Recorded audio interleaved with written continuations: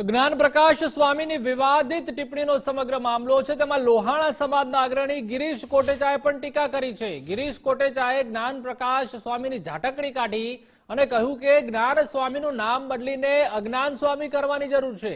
શેખ ચિલ્લીના વિચાર આવે એવું વ્યાસપીઠ પરથી બોલે છે। વડતાલ મંદિરને બદનામ કરે છે આ સ્વામીની વાણી।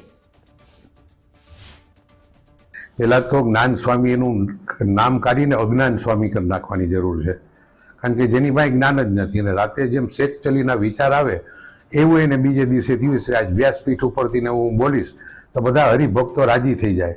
હરિભક્તો જેટલા હશે ને એમાંથી પણ બધા જલારામ બાપાના મંદિરે આવી ગયા હશે। એટલે આ વાતથી તો વડતાલ મંદિરને ટોટલ બદનામ કર્યું છે। આવા ઘણા મંદિરોની અંદર 10-15 જ એવા હોય છે સ્વામી કે આખા મંદિરોને બદનામ કરતા હોય। હું રાકેશ પ્રસાદને પણ પ્રાર્થના કરું છું કે વડતાલની અંદર 500 મંદિરો આવતા છે, એનાથી પણ વધારે આખા દેશમાં। આખા વડતાલને બદનામ કરતું હોય તો આને પહેલા તો એ ખાલી માફી માગેલાથી હું તો કંઈ માનવાનો પણ નથી। એને તમે 15 વર્ષ સુધી વ્યાસપીઠ ઉપર બેહાડોમાં, એને નહીં બેહાડવાનો અને એની પાસે મંદિરના અજવાળી પોતા કરાવો તો જ ખબર પડે ને।